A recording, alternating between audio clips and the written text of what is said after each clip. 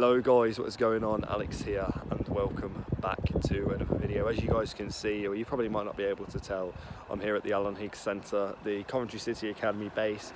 Just took a little walk down here this morning and mate, I am very happy with the news that Coventry City are in talks with Warwick Uni on building a football stadium. Now I'm going to start by talking about why Warwick Uni will want this, why this is good for Warwick Uni, because obviously there's a lot of positives for Coventry City. First of all, it's a home, something that we haven't had for a very long time.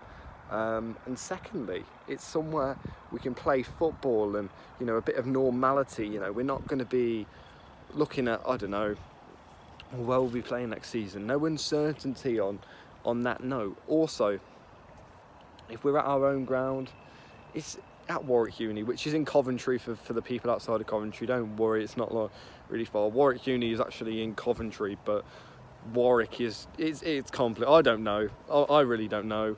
But no, on the level, I'm very excited about this. We've had talks like this before when we've wanted to build new stadiums.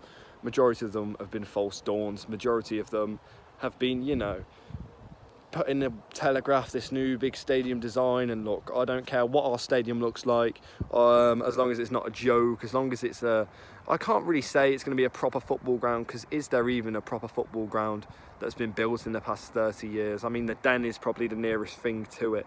I mean, all these modern stadiums, I look at Brentford's new stadium, Tottenham's new stadium, and they look really good, and they, you know, must have cost a lot of money, millions and millions of pounds. I mean, Tottenham's cost $1 billion, for God's sake.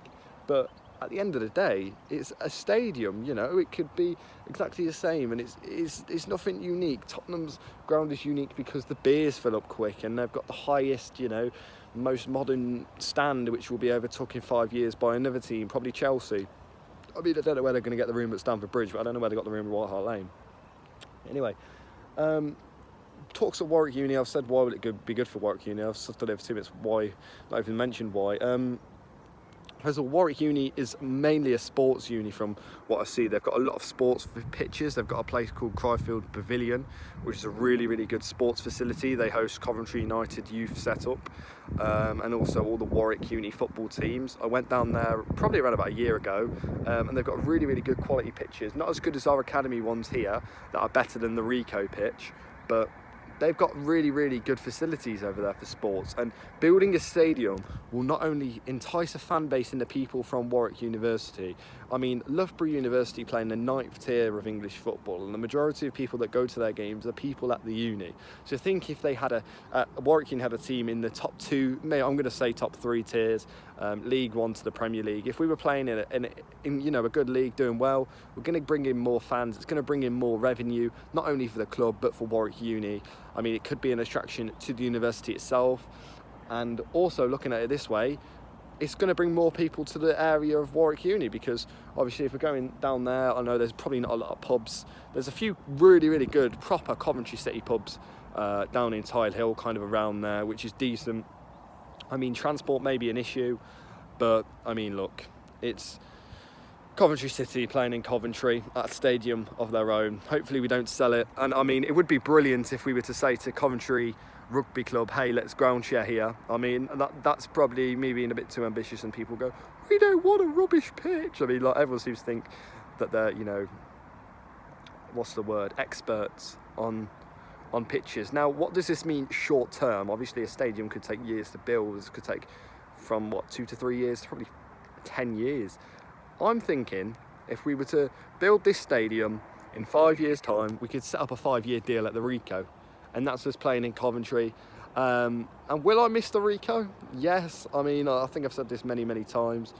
The Rico for me was the place I started and I fell in love with football, really. I mean, I watched Man United on the telly a couple of times, but other than that, you know, Coventry City at the Rico, playing in the Championship, the likes of Dali Adebola, Michael Misford, Jay Tab, Kieran Westwood, Leon Best, Clinton Morrison, list goes on, of players I loved as a child watching Coventry City. So for me, I mean, I can't list that without Michael Doyle, by the way, you know.